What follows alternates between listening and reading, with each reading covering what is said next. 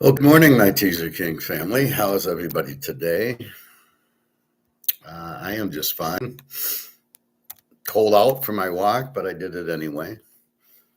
Watched an interesting video on JP Morgan and silver.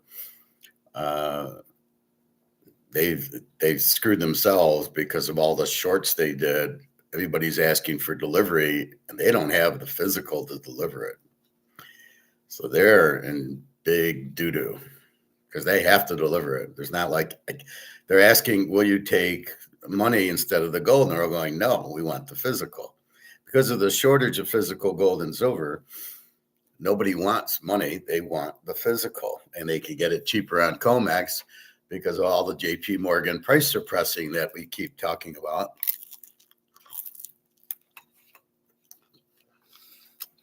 So JP Morgan's been suppressing the prices of gold and silver for a long time, 30, 40 years.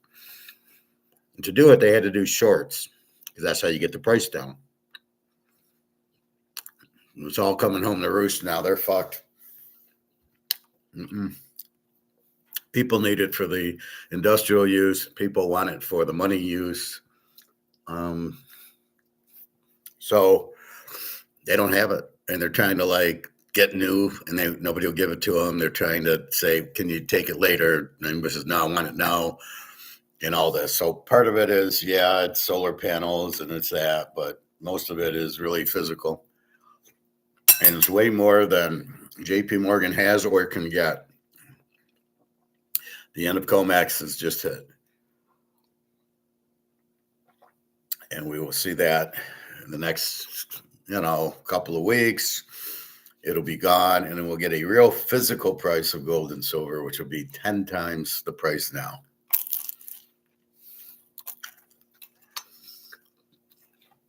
So if you get a chance to run out and go buy some gold or silver, go. Or for sure silver. At silver ended at 60. What did it end at? $62. So gold ended at 4,300. Silver ended at 62. Now I showed you where silver went down to 61, then it bounced back to 62. But it's apparently higher in other areas because the video said, oh, it's gone to 70. And I'm like, I didn't see 70, but it was yesterday's video. So I don't know where it is. But anyway, 4,300 gold, but the manipulation's gone. The price fixing's gone where they do the shorts to price fix, right? So once they do that, the price is not, that's not the real price. That's not the physical price. It's a manipulated price fixing. That's JP Morgan. That's basically Bernie Madoff. And they were in bed with Madoff and they're just a very corrupt mafia run bank, and they don't know what they're doing, and bye-bye. So JP Morgan is probably going to go bankrupt because they don't have the physical to cover. What are they going to do? They tried that 10-hour thing a couple of weeks ago with them, and now that didn't work. And the thought of it is China and BRICS countries who are saying, I want my silver. And they're not going to give in to they hate JP Morgan because they've been corrupt and price fixing everything. They want this out. China asked for, we'll watch the video. China asked for 10 million or 20 million ounces. 50 million ounces is only 1,500 tons. So it's not like it's a lot of tons. So I like how they say, oh, it's 8 million ounces. And it's like, yeah, that's only 2,500 tons. It's not a lot. Not when China got 80,000 tons of gold. Anyway, so what happened yesterday was basically they changed the margin calls. So people who are stupid enough to do things on leverage, because they're morons, will buy 100 ounces of silver with 10 ounces. And the rest is leverage. So they pay for the 10 ounces, but they're buying 100. And when the price goes down, they have to margin call. Or in this case, the price is going up, they have to margin call. So they're saying you got to cover your margin, and nobody has it. They all go broke because they're all a bunch of idiots. This is why we buy physical. I want to buy 10 ounces. I give the guy $300. I get 10 ounces. Now I got to give him $600 to get the same 10 ounces. But I don't margin call. I give me my physical. I walk out with physical. So that's what's happening is the margin calls. If you couldn't cover the margin call, it's mostly these shorts, right? Because it's going up to 60, went up to $63, $64. And they did the margin call. So they were shorting. Instead of buying, they were shorting. So they would sell 10 ounces, but really selling 1,000 ounces, but only paying for 10. So they came in and said, okay, we need your margin call because it's up to $64. We're calling you. You owe us the money. And if you can't pay, we're going to eliminate your position and you owe us whatever the money. And that's why the price fell yesterday, was all these new margin requirements. So instead of being 10%, it went to 20% or 50%, whatever. It went up a lot, of which people didn't have the money. And so they closed the positions out. So they're shorting them. And so that's why the price. But now you've cleaned out all the suckers. It was the same thing in 1929. It was the same thing in 1987. It was the same thing in 2008. You got these idiots doing margins. This is the financial planner being just total idiots, not just being salesmen. Oh, you can buy 100 shares and just pay for 10. And don't worry, the price is, of course, going to keep going up.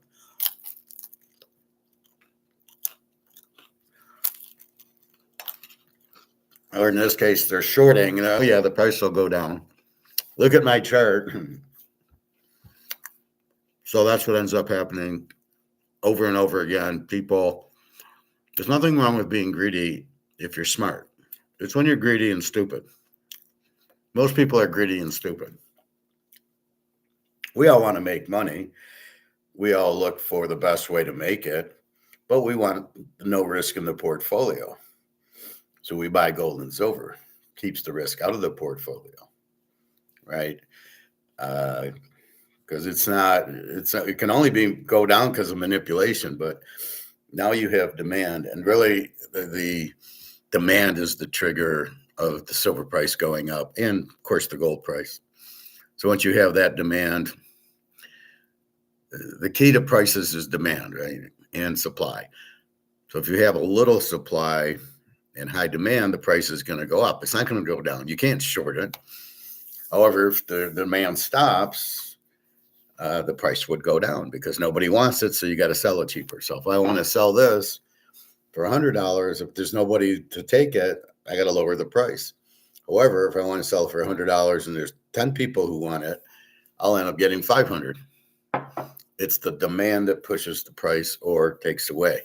So when you go to the grocery store, that's what you're seeing. You're at the grocery store and you're seeing nobody wants half the stuff and they got it on sale. That's what sales are, to move their merchandise.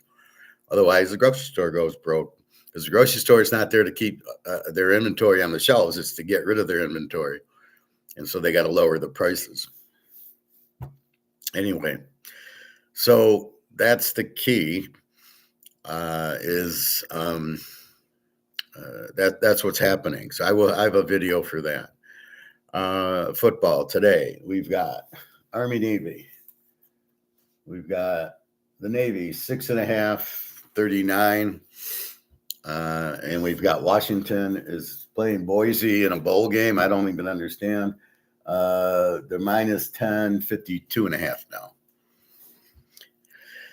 I don't get a bowl game today. You're not even done with the regular season. You've got Army Navy. The bowl game is supposed to be like a vacation, right? So the initial idea, hey, Greg and John, of a bowl game was Christmas time. Oh, I'm in Michigan. Michigan's playing a bowl game in Florida. Okay, let's go on vacation. Christmas week, we'll go to Orlando or Tampa or Miami and have a vacation. And there'll be we'll go for the football game and / vacation. That's the intent of the bowl games. I don't know what's in LA today that you're going to go, Washington, Boise, that you're going to go to a bowl game. It'll be parents only, like in girls softball. They'll be the only ones in the crowd. Who would go to this game? And you're making the bowl game so meaningless. And I see teams that are 5-7 going to bowl games. I couldn't believe it. You had to have a winning record. So with 11 games, you had to go 6-5. It just still sucks. I remember Michigan and Ohio State played that 10-10 tie, 1973. And Ohio State got voted and went to the Rose Bowl. Michigan didn't go anywhere. They didn't go to a bowl game because at that time, the winner of the Big Ten went to the Rose Bowl, and there wasn't all these other bowl games, and that was it. And so now it's like, oh, Northwestern, oh, you're 5-7. Yeah, come on to the bowl game. And we're going to have it now instead of Christmas week. All right, let's go to the pros. We got Houston, 9.5, 42.5.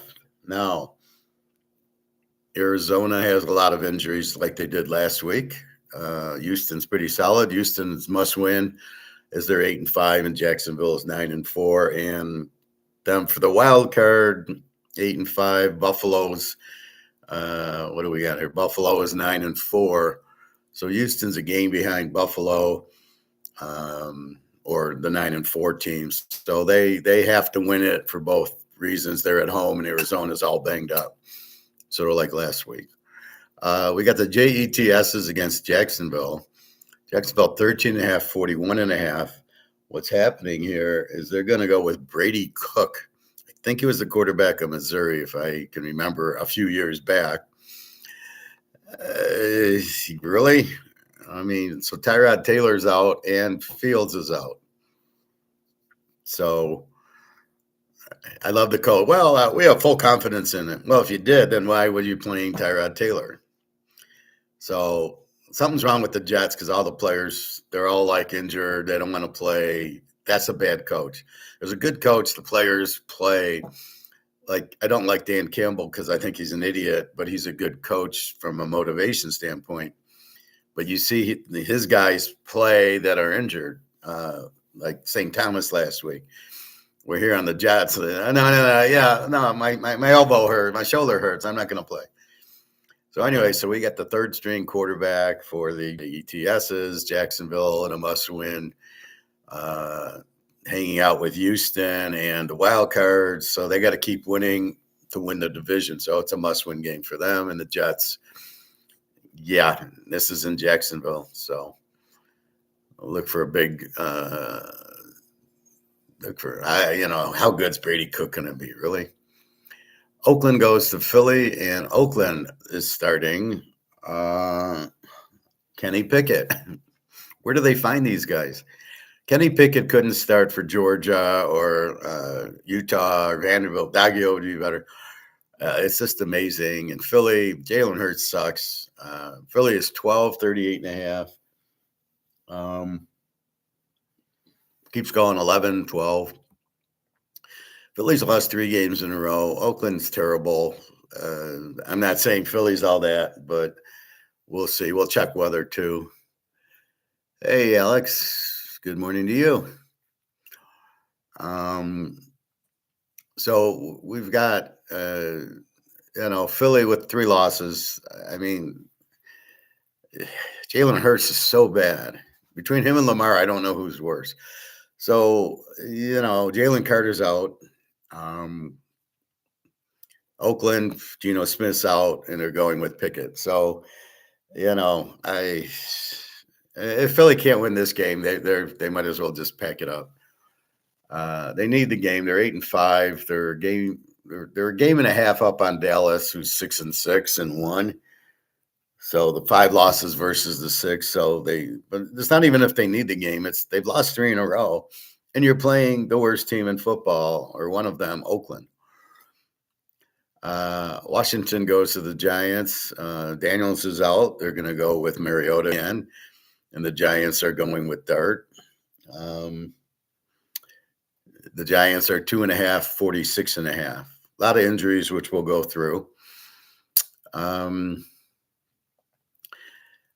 Mariota sometimes moves the team. The Giants with Dart, no Scatterboo. Really hard. I mean, this is just a shit bowl. Buffalo goes to New England, and it's amazing. Is Buffalo still a 1-point favorite, 49.5? Alex, some FCS playoff games today. One last night on Joe Montana State. Well, good for you, Alex. Yeah, I really haven't noticed FCS. The FBS is hard enough to pick with all the bullshit going on. So I'm sure it's going on there. But, well, good for you. So I don't know. Buffalo's still a 1-point favorite, 49.5. What do you do with this game? I think, New England should be a 3-point favorite. So it's a mystery there. Buffalo, like I said, we'll go through the injuries, but it's a must-win game for Buffalo because they want to win a division. If they lose it, really, they're 9-5, and then Houston might be 9-5, and I think Houston beat Buffalo, and it's going to be very difficult. And San Diego's 9-4. We'll take a look at the standings, but it's really a must-win for Buffalo. New England, they're playing for the 1 seed with Denver, but they're 11-2, and Denver's okay. They're both 11-2, so they're fighting for the 1 seed. So we will see, but I don't know. Buffalo. Do you think Buffalo figured out like the guy's going to roll to the right? Maybe we need to cover him, or and forget spying, just blitz on the right side and make him roll to the left where he probably isn't as good. San Diego goes to KC. KC 5.5, 41. 3 offensive linemen are out for Kansas City. San Diego doesn't have their 2 tackles. I don't know. It's cold there. It's a tough time. We'll go through the weather also. So I think KC wins this game. I think they have to. I think you got to bet Mahomes at home. He will make quick passes because he doesn't have an offensive line. And San Diego will try to blitz. Herbert, he doesn't have an offensive line. All these tackles getting injured. So we will see. But I think at the end of the day, Mahomes will win the game. They have to win. They have to go 10-7. I mean, they can't. They lose. They're 6-8. The best they can do is 9-8. That's not going to do anything. They play to win, and they play to go to the Super Bowl. So this is absolutely do or die. Baltimore goes to Cincy. T. Higgins is out for Cincy again. I don't understand it. He had a concussion. Played last week, and now he's got the concussion again. I don't know what Cincinnati's doing. I guess if they win out, they'll be 8-9, and mathematically, Pitt's only won 7, and Baltimore's they'll beat Baltimore. So I don't know if Baltimore will get to 9 wins. Pittsburgh, I don't know. T.J. Watt is out. He had some collapsed lung or something. So a lot of these injuries I read about this morning. So I don't know how Baltimore's favored here. Joe Burrow, 20 times better than Lamar. It's just been looking bad. I love the game over until I saw the temperature of like 10. What do I got the temperature here? I got 12 degrees. Wind chill's like 2.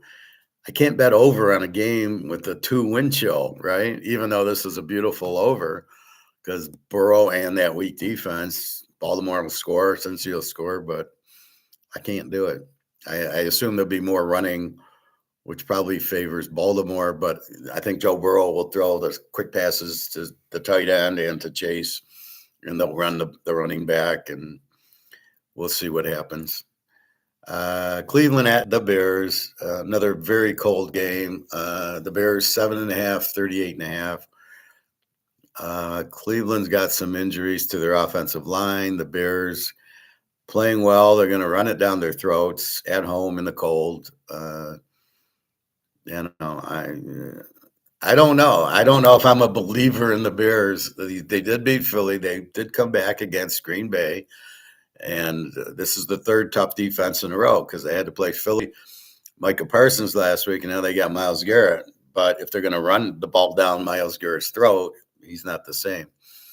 And where was Cleveland's defense last week against Tennessee? That's the games that are mysterious. That game should have been 10-0 Cleveland last week, not letting Prime Jr. throw and having the Myles Garrett. And yet it was like 31-29 and Tennessee won. And you're like, what script was that? I mean, how did Tennessee with Cam Ward, who stinks, put up 31 points? Just amazing. It wasn't him. Cam Ward didn't do much. So I'll look for the Bears in the cold in a must-win. Them and Detroit are playing for the third wild card. A little bit of Dallas, but not much. Seattle 10-3 against Indy. Seattle 14-43. We don't know who the quarterback is yet. They haven't decided. Are they really going to go Phillip Rivers, who hasn't played in 5 years? Or are they going to go Riley Leonard, who is terrible at Duke and terrible at Notre Dame? A good running quarterback, but not a quarterback. I would want with Dean from Kansas. He's the best quarterback they got. But if you don't play him, you'll never know. I know he's the best. Seattle, very strong defense. 14-43. Again, it's hard to take Seattle. But again, based on the quarterback, I don't see Indy doing much on offense. Tennessee gets the Niners. The Niners are 12.5, 44.5. The Niners need game as they're 9-4. So just, they can still catch. The Rams are only 10-3 as is Seattle. So they're only a game back there. I'm sure they don't play the Rams anymore, but I think they get Seattle next week. But this is a must-win. See, people don't understand how to analyze. They're going, well, they could be flat because they play Seattle next week. No, they have to win this game because they play Seattle next week. Not flat, but the other way around. So look for the Niners here. Again, Cam Ward stinks. The Niners, Purdy, McCafferty, Kittle, just too much. Ayuk's back, Jennings. Look for the Niners big here. Carolina, New Orleans. Carolina 2.5, 40.5. How can they be a road favorite? New Orleans, how did they beat Tampa? I don't know, but they did. Kamara's out. So the backup running back, I guess, did okay, but there's no way I'm taking Steve Young as a road favorite. No, can't happen. New Orleans will keep this game close, if not win it. Because now Carolina's going to feel pressure. Somehow they're 7-6, but they're not. They're the worst 7-6 team in the history of football. They can run it a little bit, and they're playing decent defense. New Orleans is terrible, but if Tyler Shaw is going to run all over the place, then that's fine. Alex, FCS is fun to watch. Okay. Enjoy. Let's see. Detroit goes to the Rams. The Rams are 655. I gave you a score on this. Rams 40, Detroit 32. Detroit, with both their safeties are out and their cornerbacks out, and the safeties were pretty good. Brance and Joseph. Stafford's going to have a field day. No pass rush from Hutchinson. He'll have all day, boom, boom, boom, and he wants revenge from this whole Detroit thing. Look for Stafford to have a huge day. Golf will choke, but it's all up to Gibbs and St. Thomas how well they do. But they'll find points. But I would not touch. I don't know, Detroit in 12. If I'm going in the line and I'm not, I'd probably take the Rams even. But you think, well, Detroit in 12, but Detroit's not a good road team, and you've got the whole secondary out, and Hutchinson he's not healed from his broken leg. So he doesn't do anything, right? Once in a while, if the quarterback runs into him, but he's not all over the place like he was. He's got no wind. He's always huffing and puffing. So Detroit without a pass rush and without a secondary against the best quarterback in the league this year, who's not named Mahomes. Uh, you got Stafford or Burrow.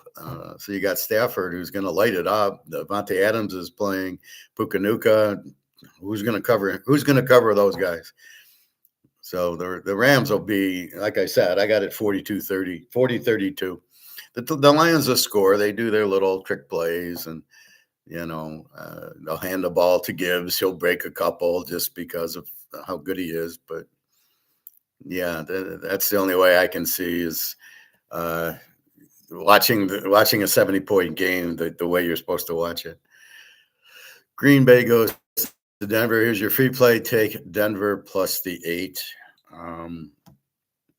Green Bay 3. I got it at 3 because I always bet as soon as I see what I want, I bet it right away. No injuries to Denver. Green Bay 2, 42.5. You can probably get a 3, 42.5. Green Bay's not a good road favorite. Denver is 13-0 as in a teaser this year. They're 29-2 with Bo Nix, and people have a problem with Bo Nix. They're not betting him, and they're mad that he keeps winning, I guess, or he wins by 7. I know one guy was upset that Oakland threw the ball and got the delay of game penalty, and then Oakland kicks a field goal. Now, I have no problem with Oakland kicking the field goal. That was the smart move. You're down 10. You kick the field goal. Now you're down 7. You need a field goal anyway. So I really don't I understand people are upset because they're laying 8. My problem is, why aren't you teasing the game down to 2 like I did? That's the beauty of the teaser. See, we don't get fucked on these last-minute little field goals and they don't cover the 8 because they won by 7. We're sitting here at 2 going, I think we're 1. And it's like, hey, I don't know. Oh, they won by 7. We covered. We won. Who cares? That's why you bet teasers, because the fix comes in, or even this late quarterback. And that's why a lot of the times, if they're down 10, they will kick the field goal and you're fine, because that's why you can't lay more than 7 in the NFL. I mean, you just can't. Denver just plays to win and wins and covers, and that's what they do. So Oakland, they're not that bad. They still have Max Crosby. They still have Brock Bowers and Scatterboost, so don't act like they're, freaking Northwestern or something. So again, but Denver, home dog. Green Bay, not a good road favorite. Your free play, take Denver. I got 2017 Denver. Minnesota and Dallas, CD Lamb is playing. I guess you got, with all these concussions, they're so scared of lawsuits. It's ridiculous. Back in the day, these players would all have played. They love to play. That's why they play. Here, I'm not sure if these players love to play or they're here for the paychecks, because a lot of them get injured, and you never. Julio Jones he's still on a roster, but he hasn't played in 3 years with his hamstring injury. Dallas 5.5, 48 against Minnesota. Dallas in a must win. Minnesota 5-8. JJ McCarthy's terrible. What they saw that thought he was good. I watched Michigan football, and I saw nothing that made me want to. Maybe he's a 6th-round draft pick or a free agent, and he's my 3rd stringer. Nowhere did I see that this guy is a starting quarterback. Unbelievable. And he did not win you the national title. The running game, 4 long runs, not anything with McCarthy. Dallas, much better at home, 6-1, do or die for Dallas. But Minnesota with a good defense, they're not going to just fall apart. So again, it's 5.5, 48. It's a hard one because you've got this great defense in Minnesota against this great offense in Dallas. Normally, the defense wins, but the game's in Dallas. And it might not be the defense. It might be J.J. McCarthy throwing 2 or 3 picks and fumbles that lead to easy scores that get Dallas points. In your last game, Miami and Pitt 3, 41.5. And you got J.J. Watt out. So I'm not sure why the line hasn't moved. Is he not worth a point? Pitt needs the game, 7-6. Miami at 6-7. I don't think they still are alive. I mean, I guess they can go 9-7, and mathematically nobody's won 9 games there, but that's everybody else losing all their games and Miami winning. I just don't see it. And Atlanta 29, Tampa 28. Tampa, you just got to stay away from them. They're not good. Mike Evans is back, so they've went from a W team to an over team. The defense sucked, but they weren't scoring. Now with Evans, they put up 29 on a pretty good Atlanta defense. So that's where I get it. So just keep an eye. Like Philadelphia, I mean, they're not a lock bet this week to cover 6 against Oakland. I'm not betting Philadelphia -6. No, thank you. I was gonna take them if it was like 8. I was gonna play them, but at 11 or 12, we're gonna count on Jalen Hurts to throw 5 completions. No, thank you. All right, let's go teaser trends. Arizona, Houston. Houston 13-0 this year, 13-2 at home, 29-3 the last 2 years, 9-1 is a home favorite. Play against Arizona 12-1 with a bunch of guys injured. The Jets of Jacksonville again. You've got Jacksonville 11-1 this year. Play against the Jets as a road dog is 6-1. Play against the Jets is 11-2, and for 2 years, 26-4. We can't use the 2 years because they got a new coach and they got whoever the quarterback is. This is the problem with AI. This is the problem with analytics is your variables changed. You start with Fields, okay, you get data with him. Then you go to Tyrod Taylor and you get data with him. Well, what do you look at? And now you got Cook. Brady Cook, I believe, from Missouri. He wasn't bad at Missouri, but they're not playing Oklahoma tomorrow. I have no data on him. I can't use any of the Jet data. I can say they're play against 11-2, and if they couldn't do that with Fields, who sucks, or Taylor, who's maybe a little better, how are they going to do it with Brady Cook? So you just that should be good. Jacksonville, Trevor Lawrence stinks. They're winning because of Etienne running the ball and a decent defense, I get. Their defense is an 18, so they're playing good defensively. I don't know. It's a big number. I think Jacksonville is going to run it down their throats, and, they are 11-1 in a teaser this year, Jacksonville. Oakland, Philly. Play against Oakland this year, 12-1, and play against Philly is 11-2. So both teams suck. Philly's lost the last 3. They're at home against Oakland. It's the perfect game for them to get better. It's the perfect game for them to break the streak. So I think Philly, like I said, I think they win just because it's Oakland. But if they were playing like anybody good, they'd lose, right? Kansas City, Buffalo. The fact they lost 3 in a row is not going to help them here. The fact they're playing Oakland will help them there. Washington and the Giants play against the Giants, 11-2. Nothing on Washington. Again, there's no Daniels. You got Mariota, his 7th game again. Poor Daniels. It's funny. He played last year loosey-goosey and never really got hurt. And this year, that's it. Buffalo, New England. We got New England 12-1 in a teaser this year. That's all I got. I'm only looking at 85% trends and higher. So, Buffalo might be 10-3 in a teaser this year, but I don't care. That's not what I look for. So 12-1. So New England, very strong. Has a good chance to win. This probably be a close game. We'll see. But I see if New England's a 3-point favorite, it's a lock. Buffalo 9. This is how the spread determines my locks. The other hand, Buffalo's a 1-point favorite. I can get Buffalo +5. Doesn't get me over a touchdown. I can get New England at 7. I don't trust them in a big game yet. They haven't done it. They haven't played a big game. The win at Buffalo. Okay, that was just bullshit. San Diego, KC, Kansas City is 13-2 as a home favorite the last 2 years, which I can use because you got Mahomes and Reed. So they play very good. This is backs against the wall, and they're at home. They're playing a injured San Diego team with the tackles out. Look for KC to put a lot of pressure. I think this is going to be an Army-Navy running game. It's cold there, and we're going to go through that. I got 17 degrees yesterday. We'll look this morning. Baltimore, Cincinnati. You've got Lamar against Burrow.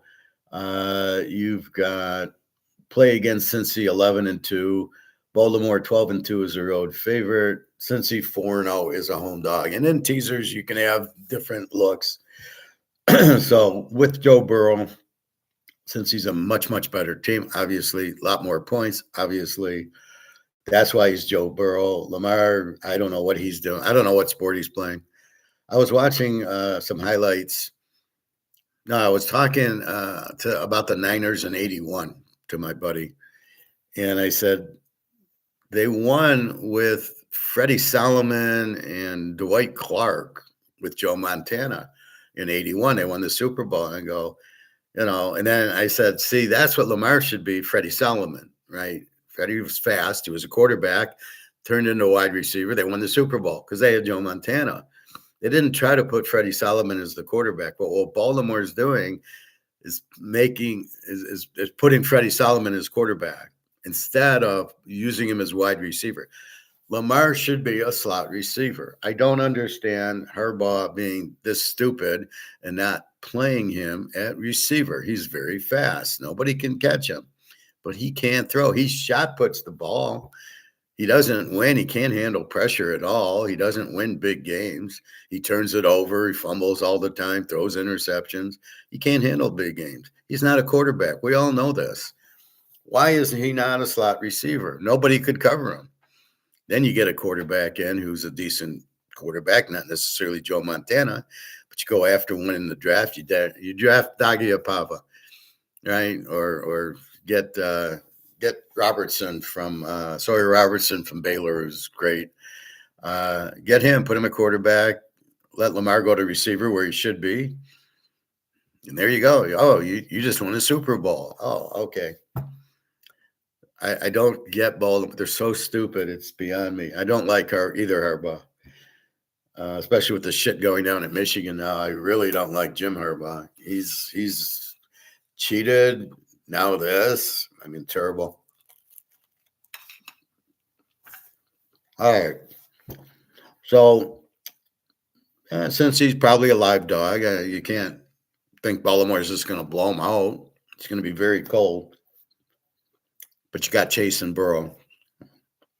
And the defense has been playing a little bit better lately. Cleveland and Chicago. Chicago is 11-2, 5-0 at home. Play against Cleveland as a road dog, 11-2. Now, that was before Prime Jr. It's got to get worse with Prime Jr. Prime Jr. doesn't know what he's doing out there. Yeah, he threw for a few touchdowns against Tennessee. I mean, me and you can go throw for 4 touchdowns against Tennessee. But he still doesn't know what he's doing. He goes back to pass, then he scrambles around looking for a receiver. You've got to know that before you get the ball, you got to go, where am I throwing it to? Hike, 1 Mississippi, 2 Mississippi, 3 Mississippi, throw to the guy who you see has the guy beat. He can't do that. Most of those guys, Lamar can't do it, and Hurts can't do it. Most of these guys are not trained to be quarterbacks. They're good athletes. I'm not knocking that. They're not quarterbacks. And so, Prime Jr. has no idea what he's doing. So, yeah, they still lost to Tennessee. I mean, and again, a game that was very high scoring, which made no sense with these 2 quarterbacks, him and Ward. But I don't see where Prime has much of a chance here. The Bears, not a great defense, although I think they had one, a lot of injuries, but they're just going to run it down their throat and eat the clock that way. And they were able to come back against Green Bay. They won at Philly. Not a problem against Cleveland. They have to win the game here. Indy, Seattle, Seattle 11-2 in a teaser. I know I keep getting off track here on that. Tennessee, San Francisco, play against Tennessee, 11-2 this year. So it's really their week. You bet against them. Here you 12. You got to lay 6. I think the Niners are going to kill them. 12 and 44. I think that's a little bit. It's changed. No, it's 12 and 44. All right, so same line. So again, play against Tennessee's the play here. Carolina, New Orleans, play against New Orleans this year, 10 and 2, although they did beat Tampa somehow. So I don't know. I don't like Carolina as a road favorite. Detroit at the Rams, play against Detroit as a road dog, 8 and 1. I heard somebody on BetMGM say, "Oh, Detroit was a good road dog 2 years ago," but she didn't say, "Yeah, but this year they suck." So they're 8 and 1 against. So if you bet against them as a road dog, you win 8 and 1. The Rams 11 and 2 in the teaser, 27 and 5 the last 2 years, which we can use with Stafford and whatchamacallit. Who's the coach? Sean McVay. And the Rams are 13 and 3 at home in a teaser, right? 13 and 3. So 27 and 5, 11 and 2. So the Rams are a bet on. They're tied with Seattle. They have to win because they want to be that. Plus, they get the number 1 seed. So there's a big incentive here. Revenge for losing to the Lions in the playoffs and just Stafford beating up on Detroit. So this is the first time they get him in L.A. The other couple of games have been in Detroit. Green Bay, Denver, that's your free play. Denver 20 to 17. Denver 13 and 0 in the teaser this year.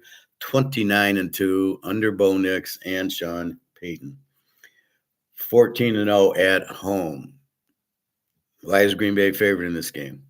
No idea. Green Bay's a lousy road favorite. All right, they're not like they're the best road favorite's actually Baltimore. But, they're not a great road favorite, Green Bay. They like being at home in the cold. They got you. And they got Lombardi there, and he helps. But on the road, you're going Denver. Denver beat KC home. Denver won at Philly, and you're just dismissing Denver as a shit team. Okay. Dallas, Mini, I have no trends. And Pitt, Miami. Pitt is 6 and 1 as a home favorite. All right, let's look at weather.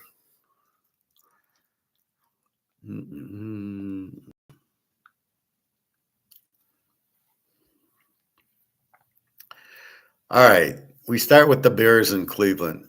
It says 11 degrees on my first thing, 11 and clear, 9-mile-an-hour wind.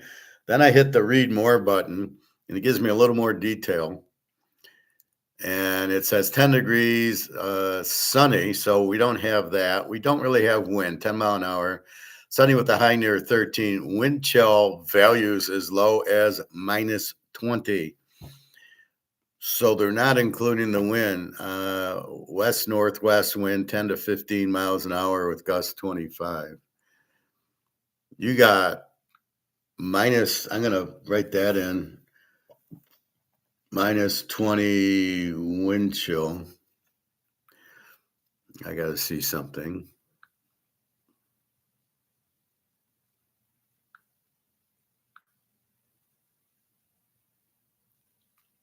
Okay.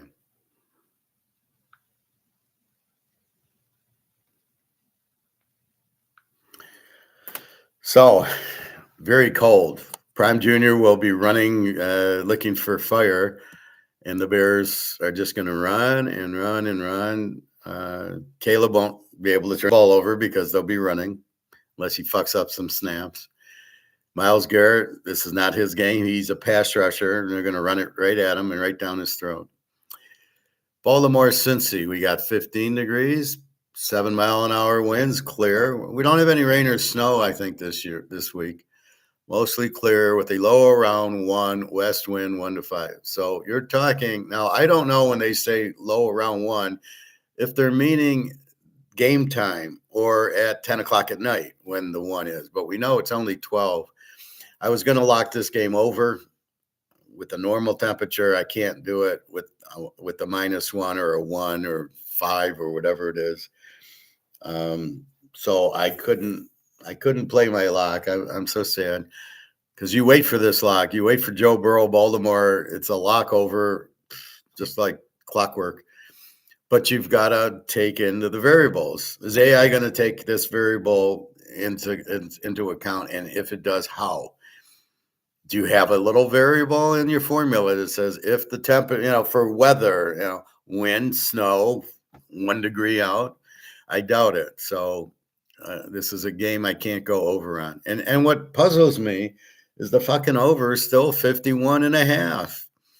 How can you have a 51 and a half total with 1 degree out? They're just going to go up and down the field at 1 degree and score? I mean, it's insane. I really don't see how it can be there. I'm tempted to bet it under, but I can't bet Burrow under. But crazy. All right, Kansas City, San Diego, in KC. I got 17 and clear. Very light wind. Let's see. Sunny with a high near 23. Wind chill values as low as -1. So we got a 3 mile. So this makes no sense. We got winds.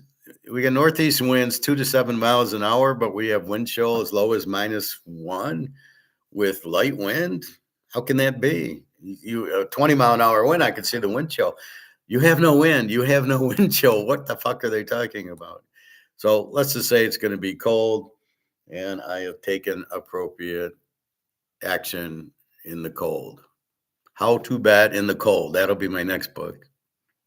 Okay.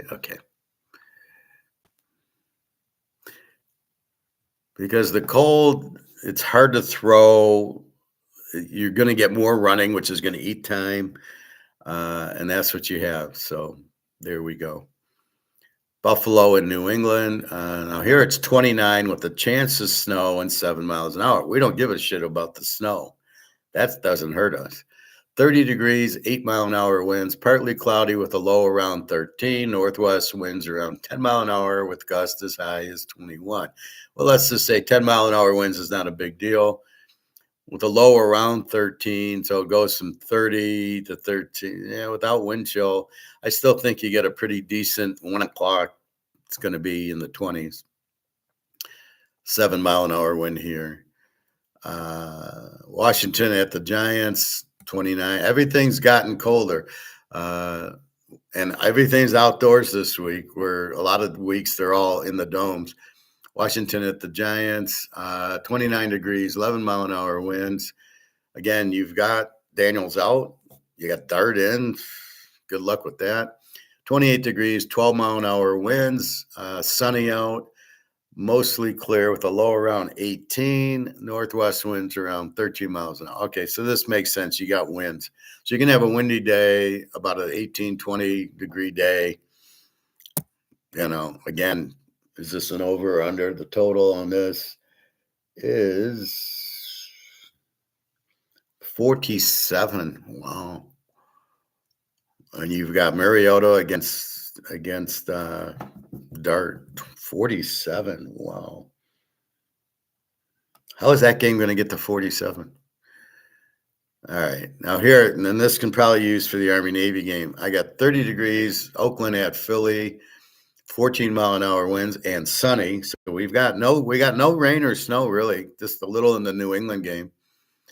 29 degrees, 13-mile-an-hour winds, mostly clear, low around 17, northwest wind 10 to 15 miles an hour with gusts as high as 25.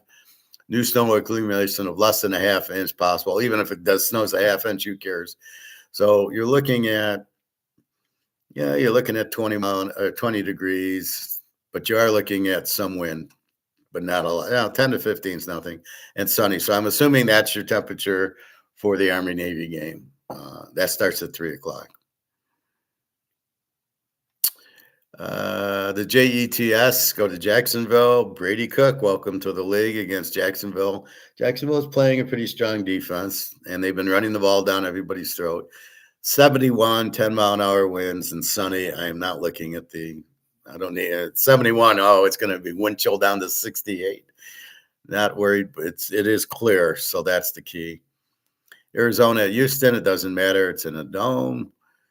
Green Bay at Denver, 56 degrees, 3-mile-an-hour winds, and sunny. I'm not going to check the weather there.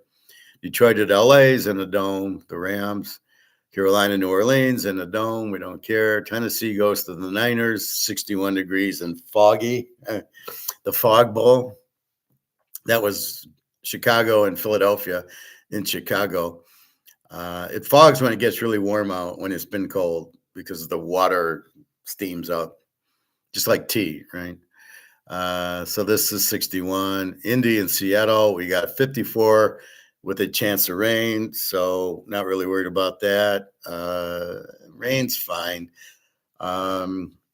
Wind is really the killer here. Minnesota at Dallas, you're in the dome. Miami at Pitt, 20 degrees, clear. Partly cloudy with a low around 14. I'm sure Miami's going to love that. Now, Acme, their running back, is not playing. He's injured. TJ Watt's not playing for Pittsburgh. So, but it's cold. So, again, what are we doing cold? The total on the game is 42. So, 342. I don't know. Aaron Rodgers, well, he played 100 years at Green Bay. Not a problem. Barely an inconvenience. All right, let's go to injuries. I was just looking at them.